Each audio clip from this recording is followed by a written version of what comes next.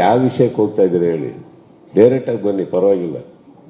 ನಿಮ್ಗೇನಾರು ಇದ್ರೆ ಡೈರೆಕ್ಟ್ ಆಗಿ ಕೇಳಿ, ಯಾಕಂದ್ರೆ ಇಂಡೈರೆಕ್ಟ್ ಆಗಿ ಟಾಂಟ್ ಕೊಡೋನು ನಾನಲ್ಲ, ನನ್ನ ಸ್ನೇಹಿತರು ಅಲ್ಲ. ಅದು ಯಾವುದೋ ಒಂದು ವಾಹಿನಿ ಆ ಥರ ಮಾತಾಡಿದ್ರು ಒಂದು ಮಾತ್ರಕ್ಕೆ ತಪ್ಪಾಗ್ಬಿಡುತ್ತೆ ಸರ್. That is all. ನನ್ನ ಸೆಲೆಬ್ರೇಷನ್ ಅಲ್ಲೇ ಎಂಡ್ ಆಗೋಗುತ್ತೆ. ನಾನು ಈ ಧೂಮ್ ಧಮಾಕ ನಾನು ಆ್ಯಕ್ಚುಲಿ ಅಷ್ಟು ಇದು ಮಾಡೋನಲ್ಲ. ಈ ಒಂದು ವಿಡಿಯೋ ಹಾಕಿದ್ರು, ಆ ಜನಗಳು ಥಿಯೇಟ್ರ್ ಮುಂದೆ ಆ ಥರ ಕೂಗಿ ಕಿರ್ಚಾಡಿ, that is my celebration sir. And Vijay ಕರ್ನಾಟಕಕ್ಕೆ ಬಂದು ಅವರಿಗೆ ಸಿಗ್ತಾ ಇರೋ ಸೌಂಡು, ಅದು ನನ್ನ ಸೆಲೆಬ್ರೇಷನ್ನು.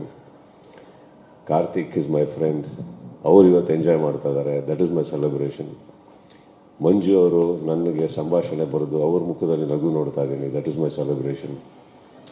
ಪ್ರತಿಯೊಬ್ಬರು ಸರ್ ಕೂತಿರೋರು, ನನ್ನ ಶೇಖರ್ ಚಂದ್ರು ಇವತ್ತು ಬೇರೆ ಬೇರೆ ರಾಜ್ಯಗಳಲ್ಲಿ DOP ಯಾರು ಅಂತ ಕೇಳ್ತಾರೆ, that is my celebration.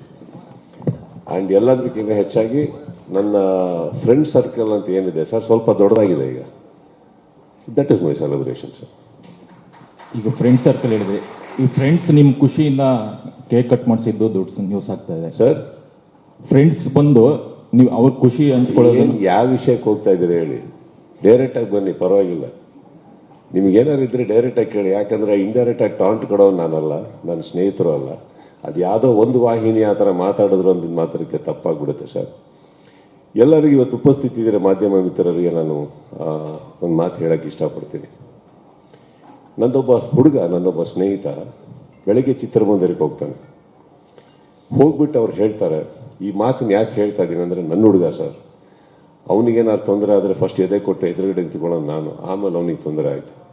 Okay, ಅವನೊಂದು ಮಾತು ಹೇಳ್ತಾನೆ, ಇವತ್ತಿಂದ ಕಿಚ್ಚ ಬಾಸ್ ಅಂತ ಕರೆಯೋದು ನಿಲ್ಲಿಸಿ ಕಿಚ್ಚ ಮಾಸ್ ಅಂತ ಕರೀರಿ ಅಂದ್ಬಿಟ್ಟು ಅದನ್ನೇ ಕೇಕ್ ಮೇಲೆ ಹಾಕೊಂಡು ಬರ್ತಾರೆ.